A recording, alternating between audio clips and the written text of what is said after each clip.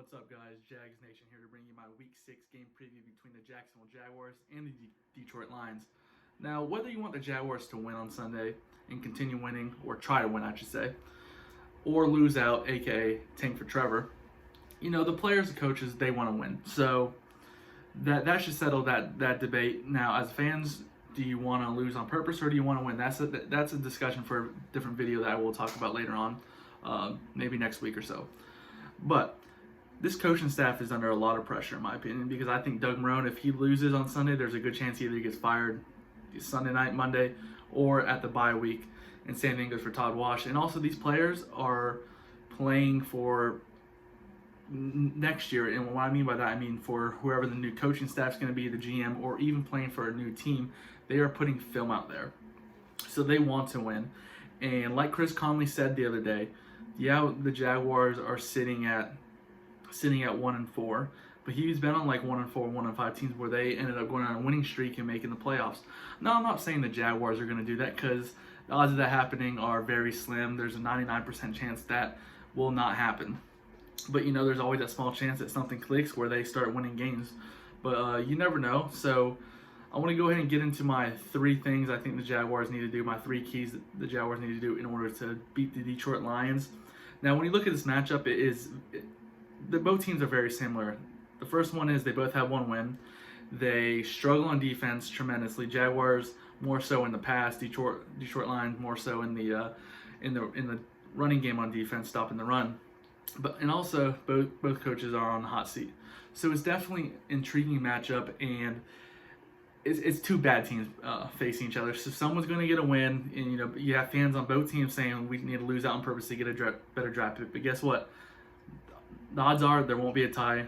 Someone's going to come out as a winner. Someone's going to come out as a loser. So someone is going to have 2 wins after the game on Sunday. So I want to go ahead and let's get into my 3 keys to victory. The first one is to get the ball to Laviska Moore. Now, I think some of you probably thought, we need to get DJ Chark involved more, because last week he only had 2 or 3 catches, which is correct. He does need to get involved more. But for me, in my opinion, you need to get Laviska the ball more, whether it's taking more deep shots, more curl routes, little slants, put him in the slot, or even more in the backfield. He needs more touches because he's such a powerful wide receiver. He's very explosive. He can break a lot of tackles. He can run over people.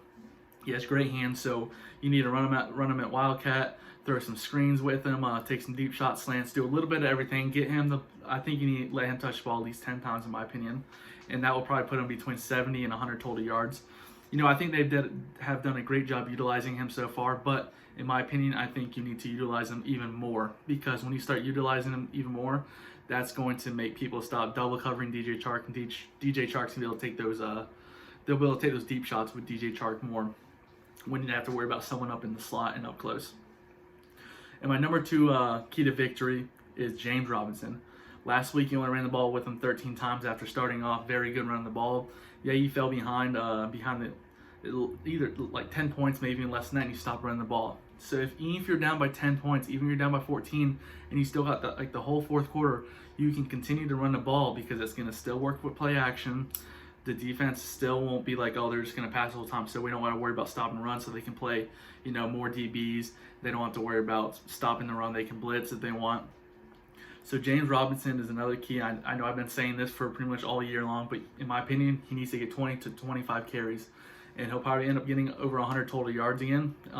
You can use him in the passing game, and when you listen to Jay Gruden's press conference, he was saying he would like to get him involved more. He said that last week, and he said that again. So he needs to prove it and show that he will be involved more, and also more in the red zone on 3rd down, because he said James Robinson will get him involved more as long as it's not in the red zone and stuff like that. But I'm like, dude, utilize him in the red zone. He can run.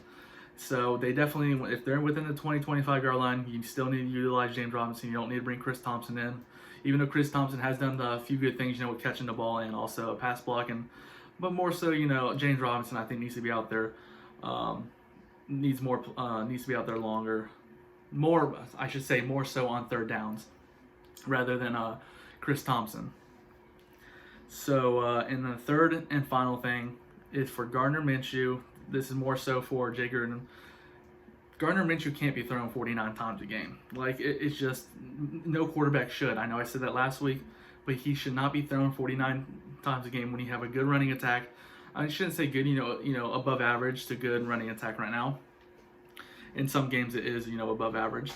But 49 times for a second-year quarterback, it makes no sense to me. He, even though, like I said, I'm a big Gardner Minshew fan, I think he has a lot of tools to be great in the league. He's very accurate on his short and medium passes. He reads defenses very well. He doesn't turn the ball over too much, especially with interception. His touchdown to interception ratio is very good. So with that, him throwing 49 times a game, he's going to make a mistake, more mistakes than he should. And with him struggling, with deep passes and also, avoiding clean pockets, it just makes no sense to me. So I think, a good number for me for Gardner to throw is between 30 and 35 times a game. James Robinson run 20-25 times a game. I think that should even everything out. Obviously, it depends. In the fourth quarter, you're probably going to have to throw it more if you are down. But if, you're up most of the game, you can get the running game going, and, you won't have to rely on Gardner Minshew to try to bring this team back, because that's what we've had to do pretty much this whole entire year, except for the Texans game. In my opinion, I thought the offense had a terrible game. They kind of let the defense down, even though the defense did allow 30 points. But you can't rely on Gardner Minshew offense to dig you out of 10 to 14 to 17 points right away every single game, because it's not going to happen. Yeah, he might be able to do it once every 5 games or once every 4 games, but you're not going to do it consistently. I mean, I don't care how good the quarterback is. If Tom Brady, or I'm not use Tom Brady because I'll use more so Russell Wilson and Aaron Rodgers in this comparison. If they go down 14-0, 5 straight games, they'll have a better chance to Gardner. But out of the 5, they'll probably only be able to get 3 out of the 5 to be able to come back. So you can't rely on this offense to dig you out of holes, and that's more so, I guess you can say, the key is to get better in defense. But just Gardner shouldn't be throwing 49 times a game. So yeah, my 3 keys were get Viska the ball more, run the ball with James Robinson more, get him more playing time, and be more efficient while utilizing him, and also not letting Gardner throw 49 times a game. That's ridiculous. So yeah, 2-1 win teams on Sunday. We'll see how it goes. I mean, obviously, I think the Jaguars can win. I also think the Jaguars can lose. They'll find a way to lose, but they could find a way to win. Same thing goes for the Lions. Some people, Jaguars, that's on the injury report. First of all, Miles Jack, C.J. Henderson, they look like they are good to go on Sunday, so that's a huge plus. Josh Allen did not practice this whole week, I believe, and he is questionable, so I expect him not to play again. So hopefully DeJuan Smoot can continue, making strides, and also we can get Chase Allen involved more, because last week I don't think he had a very good game in my opinion. And then also you have DJ Chark, who did not practice for most of the week, except for, I believe it was on Friday, he was limited, so he is questionable. I would say he is 50-50 right now, so we definitely can use him in the lineup, even if he's not going to be effective. Even if he's only going to get 2 or 3 targets, still having him out there is going to make the defense, either double cover him or just be on the lookout for him. So that's going to, have better opportunities for Cole or Viska or even Johnson. So yeah, the injury report. So we're not as banged up as we were last week. We're still missing some key pieces, and also I believe Avery Jones is questionable as well. But defense line hasn't really done much, anyways. But yeah, hopefully the Jags pull out the win. I mean, I hope they do, but if not, you might as well just, I guess you can say, start losing on purpose to get Doug Marrone out of here and Todd Wash and just get a better draft pick. But I'm leaning both ways. I want the Jaguars to win. I want them to be most successful as they can and be successful all the time. But also, on the other hand, I want a new coaching staff in here.